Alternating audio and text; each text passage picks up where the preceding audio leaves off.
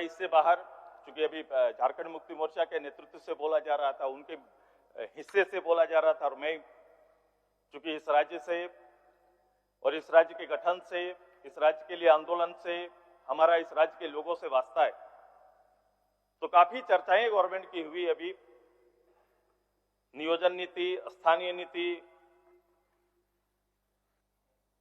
इस पर चर्चाएं हुई, हम आएंगे। लेकिन आज सबसे ज्यादा दिक्कत और परेशानी, और जिस भविष्य को संवारने की हम बात करते हैं, जिस आदिवासी मूलवासी लोगों के हित में, यहाँ के शेड्यूल ट्राइब, शेड्यूल कास्ट या फिर ओबीसी के लिए फोकस बातें करते हैं राजनीति में हम सभी लोग। और गवर्नमेंट का शायद ये एजेंडा है, बड़ा एजेंडा है, होना चाहिए, उम्मीद भी हम लोग यही करते थे।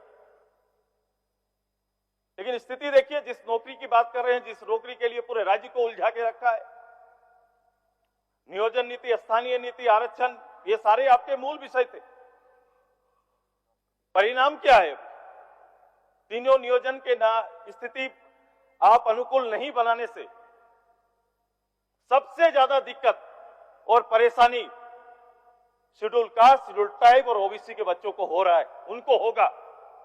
आप उनके भविष्य का निर्माण नहीं कर रहे हैं, क्योंकि 3.5 लाख सरकारी नौकरी जो आप दिखा रहे हैं, बांट रहे हैं और दिखा रहे हैं, इसमें 2.5 लाख केवल स्कूली शिक्षक का है। आपके स्कूल का हाल देखो, किनके बच्चे सरकारी स्कूल में पढ़ रहे हैं, तो आप पाएंगे 90% एसटी, एससी, ओबीसी के बच्चे पढ़ रहे हैं। आपने उनको दिया है क्या? माइनॉरिटी भी एकदम 1 to 8 आपने शिक्षक नहीं है। मैथ, इंग्लिश, साइंस जैसे मूल विषय के टीचर आपके नहीं है। गांव में बोला जा रहा है, उसको संबोधन होता है खिचड़ी स्कूल के रूप में कि 1 to 8 खिचड़ी स्कूल और 10 तक का पास स्कूल। आप जनरेशन को क्या देके जा रहे हैं? उनकी बात की राजनीति तो कर रहे हैं, लेकिन उसके परिणाम क्या है? आपको इस राज्य को देना क्या चाहते हैं? 10th कोई पास कर लेगा, 12th चला जाएगा, ग्रेजुएशन भी कहीं से कर लेगा, लेकिन 3.5 लाख जो आप नौकरी निकालेंगे, तो उस एसटी, एससी, ओबीसी, माइनॉरिटी का लड़का क्या उसमें कंपटीशन पूरा बरकराएगा क्या? क्योंकि इस राज्य की नींव को कमजोर कर रहे हैं आप, और कोई फोकस नहीं, कोई प्राथमिकता आपका नहीं है। यही हेल्थ सिस्टम में है। हमने तो बोला इसके लिए दुविधा क्या है? दुविधा सबसे बड़ी है कि जो 10-12 कर लेगा पढ़ाई में, पढ़ाई का ही खाली कर रहे हैं, ग्रेजुएशन भी कर लेगा, लेकिन उसके बाद जब वो वापस आएगा, ग्रेजुएट बच्चा गांव जाएगा, तो खेत में काम भी नहीं कर पाएगा। माँ बाप जब उसको खेत में काम करने बोलेंगे, थोड़ा पानी पिलाना, काम करने के लिए बोलेंगे, तो बच्चा वो ना घर कंपटीशन पूरा कर पाया, ना आके वो घर का काम और कर पाएगा, ना खेत जा पाएगा। उसका सर्टिफिकेट उसके आड़े आता है, बोलता है मैं ग्रेजुएट मास्टर डिग्री किया, लेकिन मुझे पिताजी खेत भेज रहे हैं, और अपने यहां उसके लिए नौकरी गांव और परिवेश में एकमात्र है मनरेगा। वो मनरेगा का काम नहीं कर सकता, उसका स्वाभिमान बीच में आएगा और वो पलायन करता है। यही काम, यही साधारण एक कुली रेजा का काम एक ग्रेजुएट लड़का करने के लिए गुजरात, महाराष्ट्र जैसे प्रदेश में जाता है। और आज का राज्य में हमारा परिचय क्या है? झारखंड का परिचय लेबर स्टेट के रूप में ये दे रहे हैं, ये परोस रहे हैं गांव को। अब इससे आगे हेल्थ सिस्टम का भी यही हाल है। किसी और से ज्यादा औसत आयु जीने का, जिनके पास दवाई चिकित्सा के बेहतर प्रबंध हैं, वो निश्चित रूप से ये कर पा रहे हैं, उनका लाइफ बड़ा हो रहा है। क्या पानी नहीं मिलता है उसमें?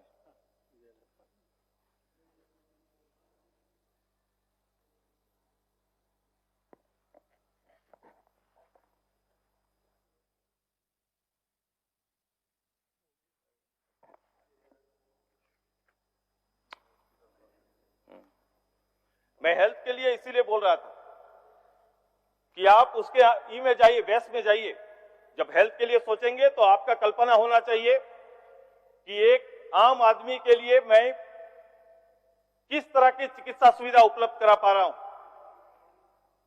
आज मिडिल क्लास, लोअर क्लास सबसे ज्यादा तकलीफ में है। आप 1000 रुपया गारंटी पेंशन तो कर दिए, लेकिन गरीब का सबसे ज्यादा पैसा दवाई और पढ़ाई में जा रहा है।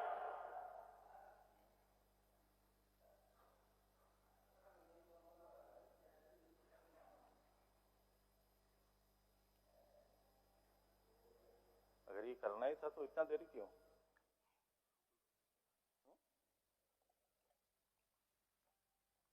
इसको देखना चाहिए। सबसे ज्यादा पढ़ाई और दवाई में जा रहा है। आप मूल्यांकन करिए, जब भी बजट करिए तो कॉमन मैन को खड़ा होकर उसके आधार पर करना चाहिए बजट।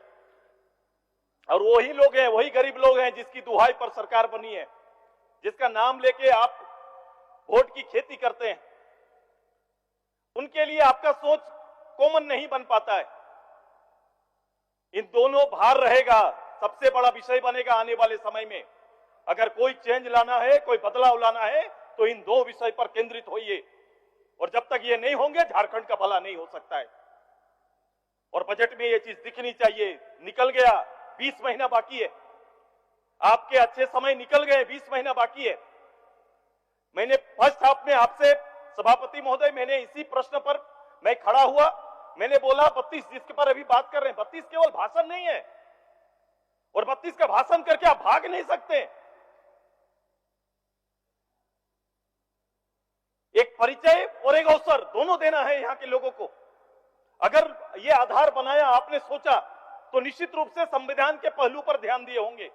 आप अगर खड़ा होकर, अभी ग्रामीण विकास मंत्री जी का जवाब आ रहा था और एक सदस्य का जवाब आया कि यह संविधानिक, कोर्ट ने संविधानिक नहीं माना, तो फिर इतनी बड़ी ड्राइव करने की क्या आवश्यकता थी?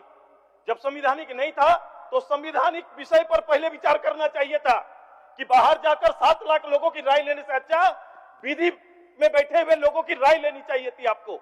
आपने उनका राय उचित नहीं समझा, पॉलिटिक्स को ज्यादा समझा है। आपने राजनीति करना उचित समझा और चले गए लोगों की भावना से खेलने के लिए। और ये ट्विटर गेम कर दिया आपने। ये ट्विटर गेम नहीं है, ये लोग समझते हैं और नहीं समझते हैं तो समझाने का काम करना पड़ेगा। आपको इसके विकल्प पर जाना चाहिए था। कई प्रदेश है हमारे अगल बगल, लोगों ने श्रेणी के आधार पर नौकरी को बांटा है। आप श्रेणी के आधार पर बांट देते, क्योंकि मुझे इसका दर्द है इसलिए बोल रहा हूं। बांट देते बंगाल के तर्ज पर, नौकरी आपके पास है तो शहर गांव करके रिक्तियों के आधार पर श्रेणी में बांट दीजिए और यह अवसर पंचायत को दीजिए, ब्लॉक को दीजिए।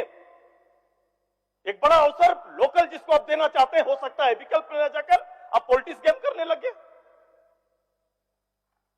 ये करना पड़ेगा, आपको आना पड़ेगा, इस राज्य के हित में पहल करना पड़ेगा। और आज अगर आप कोशिश भी करेंगे तो मात्र 20 महीना का समय बचा हुआ है आपको। और मैं ये दावे के साथ इस हॉल में जवाबदेही के साथ बोल रहा हूं कि 20 महीना में 50,000 से ज्यादा नौकरी नहीं दे पाइएगा। आप 25,000 लोगों को नौकरी या सृजन करने का, दोनों करते, सरकारी नौकरी 3-3.5 लाख, तो नौकरी सृजन करने का आधार क्या है? कितने डिप्लोमा, कितने ग्रेजुएट, पोस्ट ग्रेजुएट बच्चे आ रहे हैं, उनका भविष्य, उनका रोड मैप क्या है? आपका युवाओं का रोड मैप क्या है आपके पास? कोई चीज नहीं दिखता। इसको केवल परंपरा के आधार पर केवल चलाते जा रहे हैं। मैं केवल कुछ विषय जो मुझे छूता है मैं आपको बोल रहा हूं। ये बजट मात्र केवल करोड़ का सुनने से कोई आपके एसटी, एससी, ओबीसी और मेरे गांव में कोई बुनियादी परिवर्तन नहीं आ रहा है। कभी खड़ा हो, ठहरो और लोगों के बारे में चिंता करिए तो आपको समझ में आएगा। गरीब गुरबा के हालात को देखिए, कैसे वो जीवन बसर कर रहे हैं। मैंने यही बात बोलना चाहा था कि 1000 रुपया देके आप नहीं थपथपा सकते हैं।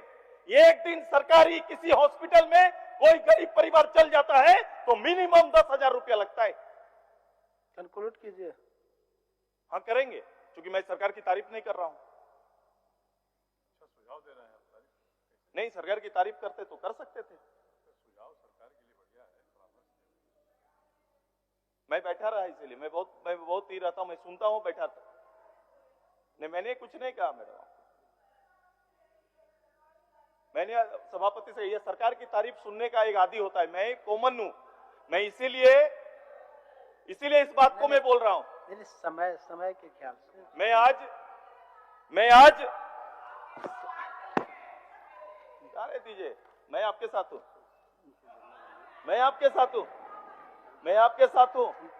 मैं इस सब्जेक्ट में आपके साथ हूं। मैं इस सब्जेक्ट में, सरकार अगर यहाँ खड़ी रही, यहाँ पे रहे, आप राज्यपाल के यहाँ गए, हम दिल्ली गए, जहां जरूरत पड़ेगा इस राज्य के लिए हम रहेंगे साथ। माननीय इसमें कोई दो मत नहीं है मुझे। बोलिए। मैं तब भी सड़क पर था, आप मेरी बात करो, मैं सड़क पर था 5 साल सड़क पर था मैं, अपने गवर्नमेंट के खिलाफ में 5 साल लगातार। माननीय सदस्य बोलिए। मैं यही इन चीजों को, इन आंकड़ों को रख रहा हूं। मैं बेसिक एक आंकड़ा, केवल ये जाल ना बुने, अपने विवेक से चलना चाहिए शासन। राजनेताओं को अपने विवेक से चलाना चाहिए। राजनेताओं को अवसर आता है, सत्ता मंत्रालय अवसर होता है। आप अपने विवेक से अपने लोगों के हित के लिए आपको सोचना पड़ेगा और उनके लिए करना पड़ेगा, और कमिटेड वर्क करके चलिए। ये राज्य संजीदा, इस राज्य की आवश्यकता, इस राज्य के लिए हम सभी लोगों को बहुत काम करने की आवश्यकता है। ये केवल बजट टू बजट ना चलेगा। मैं इनके लिए यही कहूंगा, पिछले बार मैंने कहा था ये कागज का ई है मेरा एक इस सरकार के लिए, कि ये जब्र भी देखा है तारीख की नजर में, लम्हों ने खता की है, सदियों ने सदा पाई है। यही होने जा रहा है। ये गलती अभी करेंगे, होगेगा काल। यही कहकर अपनी बात को अंत करते हैं। बहुत बहुत धन्यवाद कि आपने अवसर दिया। धन्यवाद।